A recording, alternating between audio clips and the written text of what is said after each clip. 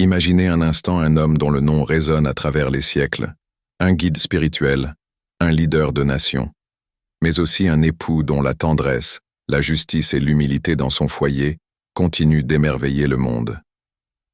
Dans une époque où la rudesse et l'autorité étaient souvent la norme, le prophète Muhammad a redéfini ce que signifie aimer, écouter et honorer celles qui partageaient sa vie.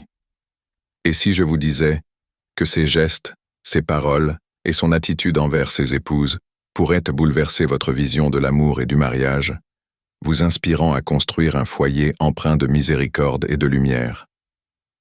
Plongeons ensemble dans le quotidien du messager d'Allah, où chaque moment révèle une leçon intemporelle sur l'amour véritable, celui qui élève les cœurs et transcende le temps. Loin d'être un homme distant ou autoritaire, le prophète Muhammad incarnait une douceur qui contrastait avec les mœurs de son époque. Derrière sa stature de guide, il était un époux tendre, attentionné et profondément aimant. Il ne considérait pas l'amour comme une faiblesse, mais comme une force, une qualité essentielle pour tout homme aspirant à l'excellence. Il disait « Le meilleur d'entre vous est celui qui est le meilleur envers sa femme, et je suis le meilleur d'entre vous envers mes femmes », rapporté par At-Tirmidhi. Ces mots n'étaient pas une simple déclaration, ils guidaient ses actions. Aïcha radhiyallahu anha racontait qu'il buvait à l'endroit exact où elle avait posé ses lèvres sur un récipient, un geste d'une simplicité désarmante, mais chargé d'une intimité profonde. Ce détail révèle une complicité rare. Il partageait avec ses épouses non seulement ses repas, mais aussi ses rires, ses peines et ses moments de joie. Dans un monde où beaucoup cherchent à imposer le respect par la peur, le prophète montrait que la véritable grandeur naît de la douceur, de l'attention portée aux petites choses qui tissent des liens durables.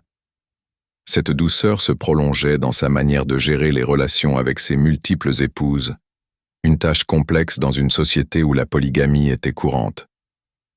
Pourtant, il ne laissait jamais une épouse se sentir négligée. Il partageait son temps, ses ressources et son affection avec une équité méticuleuse, veillant à ce que chacune se sente valorisée et respectée. Il invoquait Allah en disant « Ô Allah, voici mon partage dans ce que je contrôle. Ne me reproche pas ce que je ne contrôle pas, c'est-à-dire l'amour que je ressens », rapporté par Abu Daoud. Cette prière témoigne de son humilité. Même dans les inclinations naturelles de son cœur, il cherchait à maintenir la justice. L'équité n'était pas pour lui un idéal abstrait, mais un engagement concret, un acte d'adoration qui donnait à chaque épouse la certitude qu'elle avait une place unique dans sa vie. Sa patience était une autre facette de sa grandeur. Jamais il ne leva la main sur une femme, comme l'atteste Aïcha. Le messager d'Allah n'a jamais frappé une femme ni un serviteur, rapporté par Muslim. Face à la jalousie, une émotion humaine et inévitable, il répondait avec une sérénité remarquable. Une fois, lorsque Aïcha, prise de jalousie, brisa un plat, il ne s'emporta pas. Avec un sourire, il dit simplement « Ta mère a été prise par la jalousie » avant de remplacer calmement le plat cassé.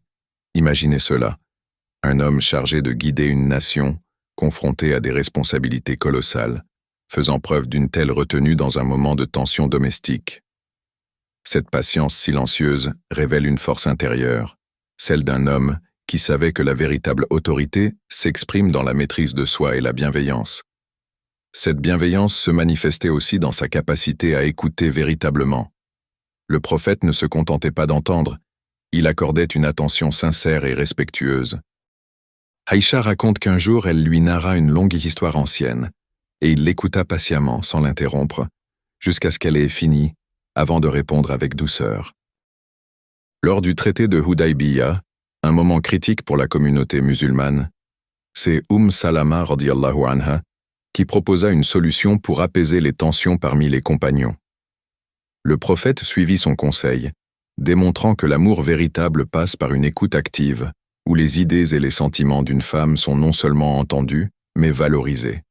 Il savait que l'amour, ce n'est pas seulement parler, mais surtout savoir entendre l'autre, reconnaître sa sagesse et sa valeur. Son humilité se traduisait également dans son engagement dans les tâches quotidiennes du foyer. À une époque où les hommes se tenaient souvent à l'écart des corvées domestiques, le prophète participait activement à la vie de sa maison. Aïcha rapporte qu'il aidait aux tâches ménagères, cousait ses vêtements, trayait sa brebis, rapporté par Al-Bukhari. Ses gestes, loin d'être indignes, étaient pour lui une expression naturelle de son amour et de son respect pour ses épouses. Pourtant, lorsque l'appel à la prière retentissait, il se tournait vers Allah, équilibrant son dévouement familial avec sa connexion spirituelle. Son foyer n'était pas un lieu de domination, mais un espace de miséricorde, où servir sa famille était une preuve d'humilité et de noblesse. La fidélité du prophète allait bien au-delà de la vie terrestre. Après la mort de Khadija radhiyallahu anha, sa première épouse, il continuait de parler d'elle avec une affection et une gratitude qui touchèrent le cœur.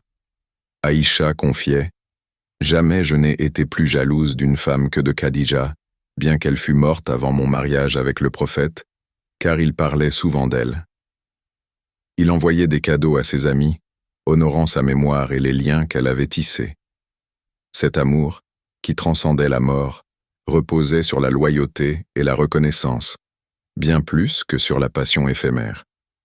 Le prophète nous enseigne ainsi que l'amour véritable est un engagement durable qui honore le passé et les bienfaits partagés.